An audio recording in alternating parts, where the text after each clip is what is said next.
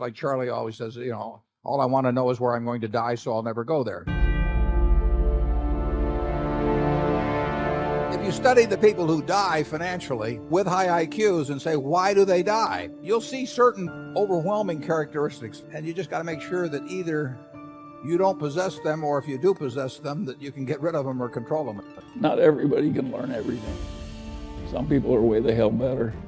And of course, no matter how hard you try, there's always some guy that achieves more. My answer is, so what? Does any of us need to be the very top of the whole world? It's ridiculous. In my life, to give another example, the Mungers would have twice the assets they now have if I hadn't made one mistake of omission back in the 1970s. And really stupid. That is a normal life. Here's an apocryphal story that is very instructive. A young man comes to visit Mozart. And he says, Mozart, he says, I want to write symphonies. And Mozart says, how old are you? And the man said, I'm 23. And Mozart says, you're too young to write symphonies. And he says, but Mozart, he says, you were writing symphonies when you were 10 years old.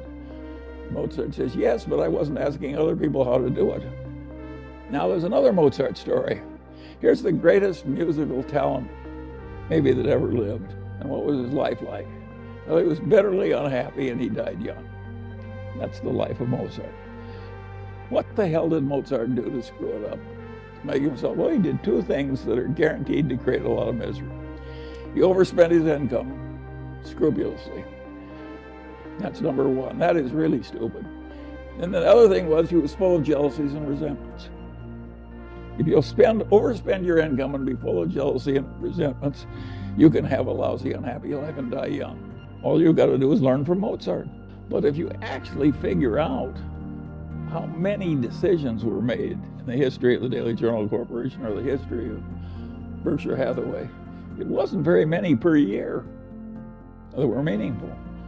Now, there's a very confident bunch of people who sell securities who act as though they've got an endless supply of wonderful opportunities. Well, those people are the equivalent of the racetrack tout. They're not even respectable. It's not a good way to live your life, to pretend to know a lot of stuff you don't know and pretend to furnish you a lot of opportunities you're not furnishing. And my advice to you is avoid those people, but not if you're running a stock brokerage firm. You need them.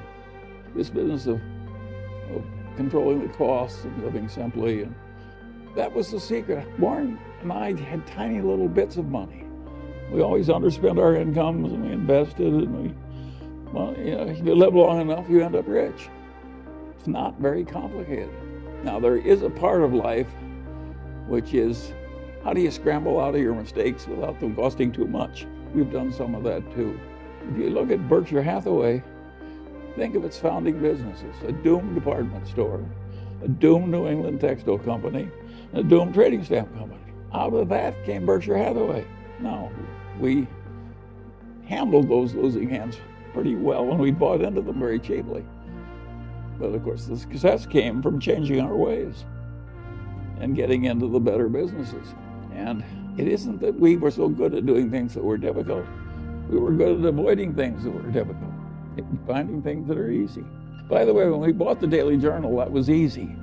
And what we're doing now in this software business is difficult. But due to the accident of these good associations and the fact that these old colleagues have lived so long, we're doing pretty well in the new business. It has potential, and it's fun to do. How many declining newspapers have hundreds of millions of marketable securities lying around and a new business with some promise? We're like the last of the Mohegans. I spent a lifetime trying to avoid my own mental biases. A, I rub my own nose in my own mistakes. B, I try and keep it simple and fundamental as much as I can. I like the engineering concept of a margin of safety. I'm a very blocking and tackling kind of a thinker. I just try and avoid being stupid. I'm not trying to succeed in my too hard pile. What I would say is the single most important thing, if you want to avoid a lot of stupid errors, is knowing where you're competent and where you aren't. Knowing the edge of your own competency. And that's very hard to do because the human mind naturally tries to make you think you're way smarter than you are.